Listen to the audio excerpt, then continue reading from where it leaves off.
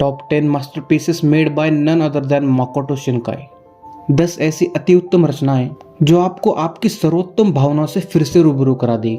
I think आज के लिए इतना शुद्ध हिंदी काफी है। माकोटो शिनकाई, मुझे नहीं लगता कि आप में से ऐसा कोई होगा जो इनको नहीं जानता होगा, क्योंकि आज के जमाने में माकोटो शिनकाई सिर्फ एक नाम नहीं, ब्रांड बन चुका है। लेकिन अगर फिर भी ऐसा कोई है जो इनके बारे में नहीं जानता, तो उसको बता दो कि this man is one of the biggest anime creator that anime industry ever produced. Makoto Shinkai हर 3 साल में एक मूवी रिलीज करते हैं और रिलीज होने के बाद इनकी हर एक मूवी इंटरनेशनल ब्लॉकबस्टर बन जाती है। इनकी योर नेम और सुजुमे ने तो एक अलग ही स्टैंडर्ड सेट कर दिया है। स्पेशली योर नेम, इस मूवी ने रिलीज होने के बाद वर्ल्ड वाइड 2000 करोड़ से भी ज्यादा का कलेक्शन किया था और करंटली ये मूवी दुनिया की 3rd highest grossing anime movie of all time बन चुकी है। बड़े बड़े क्रिएटर्स मुश्किल से अपनी पूरे लाइफ में एक आध मास्टरपीस दे देते हैं, बट ये इंसान हर 3 साल में हमें एक मास्टरपीस देता है। इन्होंने अपने पूरे जीवन में सिर्फ 12 मूवीज बनाई हैं, जिनमें से कुछ ऐसे अंडररेटेड जेम्स हैं जिनके बारे में आप बिल्कुल भी नहीं जानते होंगे। तो आज के इस वीडियो में मैं आपको उन्हीं मूवीज के बारे में बताने वाला हूँ। So let's begin. तो सबसे पहली मूवी है the place promised in our early days. ये एक साइफाई जॉनर की मूवी है जिसकी स्टोरी एक ऐसे वर्ल्ड में सेट है जहाँ जापान के 2 हिस्से हो चुके हैं और उन दोनों हिस्सों में जापान की अथॉरिटी पाने के लिए जंग चल रही है। सो बेसिकली इस मूवी में हमें 3 मेन कैरेक्टर्स दिखाए जाते हैं जिनके नाम है हिरोकी, ताकोया और सायोरी। और बचपन में ही वो तीनों एक दूसरे से ये प्रॉमिस करते हैं कि अडल्ट बनने के बाद वो तीनों एक प्लेन में बैठकर उनके एरिया में जो एक मिस्टीरियस टावर है उसके ऊपर फ्लाई करेंगे। बट उसके बाद से चीजें जो है वो बहुत ज्यादा बिगड़ जाती है, जिसकी वजह से वो तीनों एक दूसरे से अलग हो जाते हैं। एक दूसरे से अलग होने के बाद सायोरी मिस्टीरियसली कोमा में चली जाती है और हिरोकी और ताकोया वॉर की वजह से एक दूसरे के अगेंस्ट हो जाते हैं। तो क्या वो तीनों एक दूसरे से किया हुआ प्रॉमिस पूरा कर पाते हैं या नहीं, और सायोरी का कोमा में जाने का उस मिस्टीरियस टावर से क्या कनेक्शन होता है, ये जानने के लिए आपको ये मूवी एक बार देखनी होगी। इस मूवी में आपको पैरेलल वर्ल्ड की कंसेप्ट देखने को मिलेगी। बस इस मूवी की प्रॉब्लम ये है कि मूवी अपने टाइम से बहुत पहले रिलीज हो गई थी, जिसकी वजह से इस मूवी को उतना रिकॉग्निशन नहीं मिला जितना इसको मिलना चाहिए। वेल, अगर मैं अपना पर्सनल ओपिनियन बताऊं तो मुझे ये मूवी उतनी ज्यादा पसंद नहीं आई। नो डाउट कि ये मूवी अच्छी है, बट कभी कभी ये मूवी जो चीजें हमें दिखाती है उसका एक्सप्लेनेशन उतना ज्यादा कन्विंसिंग नहीं लगता, जिसकी वजह से मूवी थोड़ा सा बोर्ड फील होती है। मैं माकोटो शिनकाई को एज अ क्रिएटर काफी हाईली रेट करता हूँ, बट ये मूवी उनके अर्ली वर्क्स में से एक है तो आई कैन अंडरस्टैंड। बट ऐसा नहीं है कि ये मूवी बुरी है, शायद मेरी उतनी कैपेबिलिटी नहीं है इस मूवी को समझने की, बट शायद आपको ये मूवी पसंद आ जाए। Just give it a try. अगली मूवी है वॉइसेस ऑफ डिस्टेंस स्टार। ये एक 25 मिनट की शॉर्ट फिल्म है जिसमें हमें एक लड़का और लड़की की कहानी दिखाई जाती है जो कि एक दूसरे के चाइल्डहुड फ्रेंड्स होते हैं। उसके बाद उस लड़की को सिर्फ 15 साल की उम्र में एक स्पेस वॉर लड़ने के लिए अर्थ के बाहर भेजा जाता है, जिसकी वजह से वो दोनों एक दूसरे से अलग हो जाते हैं। बट वो दोनों मेल के जरिए हमेशा एक दूसरे के कांटेक्ट में रहते हैं। बट वो लड़की स्पेस में जैसे जैसे अर्थ से दूर चली जाती है वैसे वैसे उन दोनों को एक दूसरे का मैसेज मिलने का ड्यूरेशन बढ़ता जाता है। बढ़ते बढ़ते वो इस हद तक बढ़ जाता है कि उन दोनों को एक दूसरे का मैसेज डिलीवर होने में सालों लग जाते हैं। बट स्टिल इतना सब होने के बावजूद वो दोनों अब भी ये उम्मीद करते हैं कि वो दोनों एक दूसरे से जरूर मिलेंगे। तो क्या डेस्टिनी उनको मिला पाती है या नहीं, ये देखने के लिए आपको ये मूवी एक बार देखनी होगी। सो बेसिकली ये एक हार्ट वार्मिंग मूवी है जो एंड तक आते आते आपको रुला भी सकती है। इस मूवी को बनाने के लिए माकोटो शिनकाई ने जो मेहनत और सैक्रिफाइसेस किए हैं वो इस मूवी को और भी ज्यादा स्पेशल बनाते हैं। जो लोग नहीं जानते उनको बता दो कि इस मूवी को माकोटो शिनकाई ने अपने अकेले दम पे बनाया है। इस मूवी की स्टोरी, इसका एनिमेशन, इसका डायरेक्शन, प्रोडक्शन और इसकी डबिंग सब कुछ माकोटो शिनकाई ने अकेले किया है, वो भी सिर्फ एक मैक G4 कंप्यूटर की मदद से। इस मूवी को बनाने के लिए माकोटो शिनकाई ने अपनी जॉब तक छोड़ दी थी और लगभग 7 महीने कड़ी मेहनत करने के बाद उन्होंने इस मूवी को बनाया था। वो कहते हैं ना, hard work always page of. जब ये मूवी रिलीज हुई तब इस मूवी को इंटरनेशनली काफी ज्यादा प्रेज किया गया और इस मूवी को 2002 और 2003 में कुछ अवार्ड्स में मिले और यही से माकोटो शिनकाई एज अ क्रिएटर इस जर्नी की शुरुआत हुई। अगली मूवी है समवन्स ग्रेस। ये भी एक शॉर्ट फिल्म है। माकोटो शिनकाई की बाकी मूवीज के कंपैरेटिवली ये मूवी आपको सबसे ज्यादा रिलेटेबल फील होगी। इस मूवी में हमारे उस सो कॉल्ड अडल्ट फेज को दिखाया है जिस फेज में हम हमारे जिंदगी के फैसले खुद लेना चाहते हैं।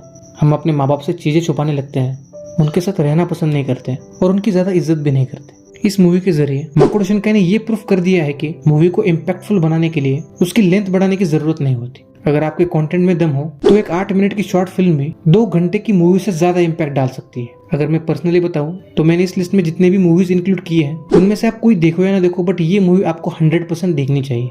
ये मूवी आपको आपके पेरेंट्स की इंपॉर्टेंस फील करवाएगी। अगली मूवी है शी एंड हर कैट। ये एक मिनी सीरीज है जिसमें आपको एक लड़की और उसकी कैट की स्टोरी दिखाई जाती है। इस शो की पूरी स्टोरी हमें एक कैट के पर्सपेक्टिव से दिखाई जाती है। इस शो में हमें दिखाया जाता है कि वो कैट एक्चुअली उस लड़की के बारे में कैसा फील करती है। थ्रू आउट इस शो में हमें उन दोनों के बीच का यूनिक रिलेशनशिप और उनकी बॉन्डिंग दिखाई जाती है। इस शो में हमें दिखाया जाता है कि जब वो लड़की किसी डिफिकल्ट फेज से गुजर रही होती है तब वो कैट अपने एक अलग वे में उसको कंसोल करती है, उसकी केयर करती है।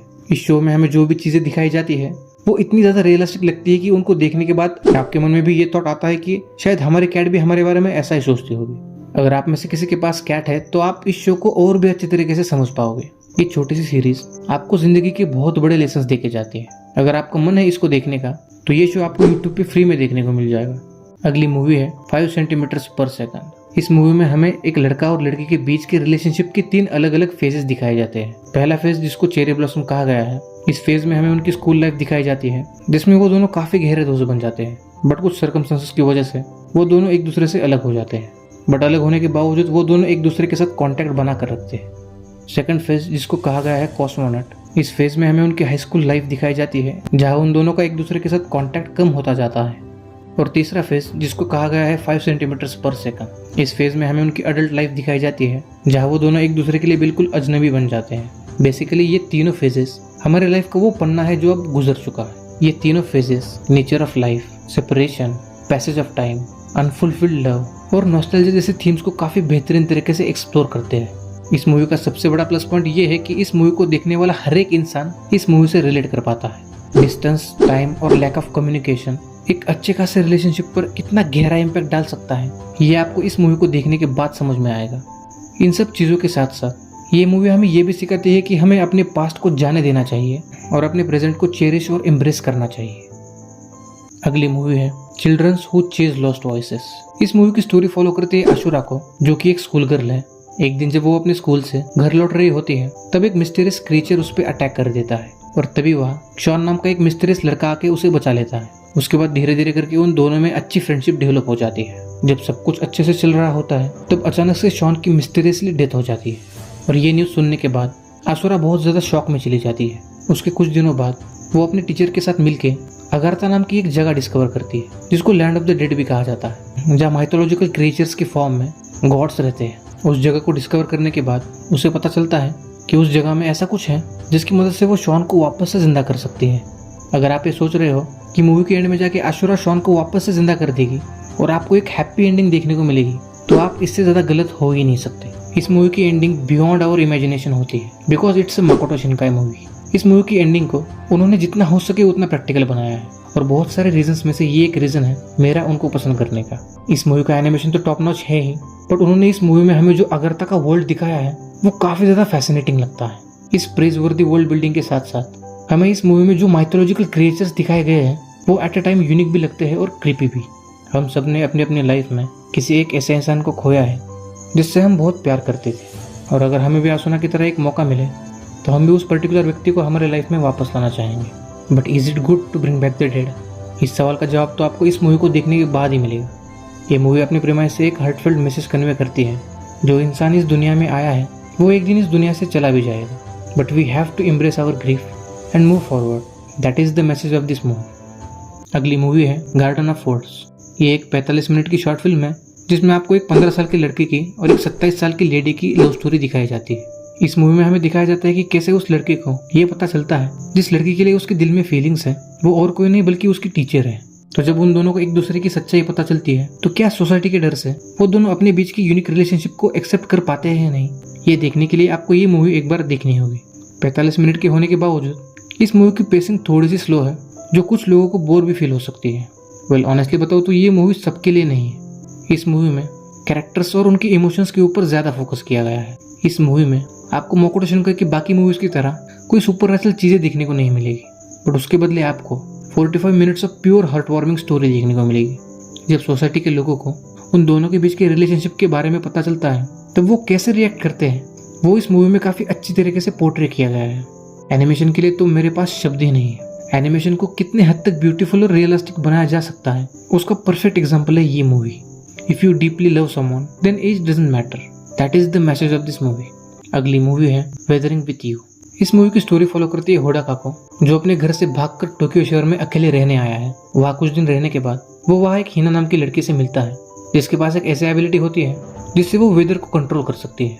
बट वो कहते हैं ना कि जितनी बड़ी एबिलिटी उतने बड़े कॉन्सिक्वेंसेस। तो हिनाटा की इस एबिलिटी की वजह से उसे कौन से कॉन्सिक्वेंसेस फेस करने पड़ते हैं वो प्रॉब्ली आपको इस मूवी को देखने के बाद ही पता चलेगा। हिनाटा और होडाको अपने डेली लाइफ के स्ट्रगल्स को किस तरह से नेगोशिएट करते हैं वो इस मूवी में काफ़ी अच्छी तरीके से पोर्ट्रे किया गया है। अपने अपने इंडिविजुअल प्रॉब्लम से डील करते करते उन दोनों के बीच में एक यूनिक बॉन्ड डेवलप हो जाता है। इस मूवी को इतनी ब्यूटीफुली एनिमेट किया गया है कि ब्यूटीफुल वर्ड भी शर्मा जाए।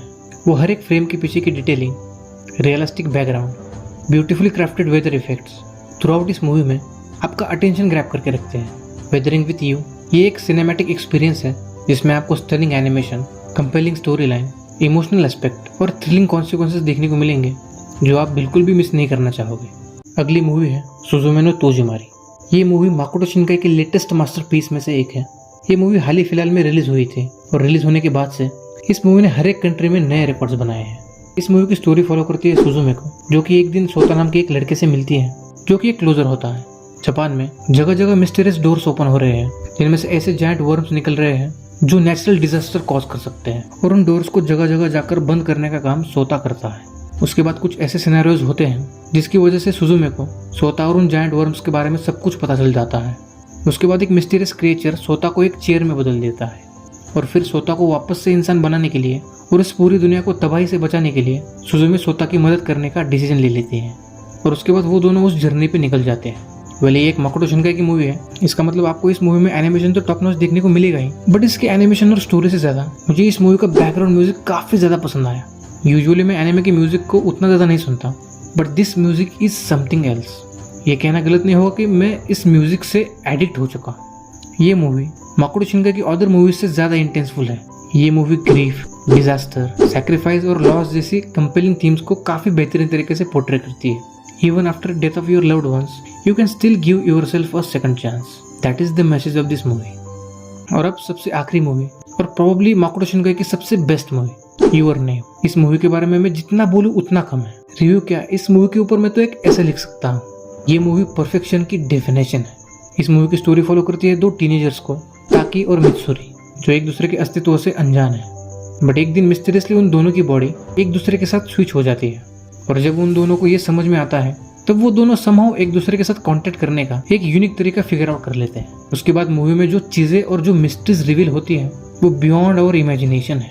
ये मूवी विजुअली इतनी ज्यादा स्टनिंग है कि अगर आप एक बार इस मूवी को देख लोगे तो जिंदगी भर इस मूवी को कभी भूल नहीं पाओगे। इस मूवी का गॉड लेवल एनिमेशन इस मूवी को एक विजुअल मास्टरपीस बनाता है। इस मूवी का हर एक सीन आपके मन में इस तरह छप जाएगा कि आप इस मूवी को जीने लगोगे। ये मूवी फैंटेसी और रोमांस का एक परफेक्ट मिक्सचर है जिसकी वजह से इस मूवी को एक इमोशनल डेप्थ मिलती है। इन सब चीज़ों के साथ साथ इस मूवी में कॉमेडिक एलिमेंट्स को भी इतनी अच्छी तरीके से ब्लेंड किया गया है जो एक टेंस सिचुएशन को भी लाइट हार्टेड बना देता है। ये movie identity, fate, human connections और लव जैसे simple yet so complex themes को एक्सप्लोर करती है। इस मूवी की स्टोरी के बारे में बात करें तो इस मूवी की स्टोरी इतनी ज़्यादा इंगेजिंग और कंपेलिंग है कि आपको थ्रू आउट इस मूवी में हुक करके रखती है। इस मूवी के कैरेक्टर से आप इमोशनली कनेक्ट हो जाते हो जिसकी वजह से इस मूवी की एंडिंग आपको रुला देगी। ये movie once in a lifetime experience है जो आप बिल्कुल मिस नहीं करना चाहोगे। If you deeply love someone then the distance doesn't matter. That is the message of this movie. आज की ये वीडियो यही तक थी, लेकिन अगर अभी भी आप लोग इस वीडियो को देख रहे हो तो आपको बता दूं कि 2-3 दिन में मैं अपने चैनल पर एक बहुत बड़ी अनाउंसमेंट करने वाला हूँ जो हमारे इस चैनल के ब्राइट फ्यूचर के लिए होगी। So stay tuned.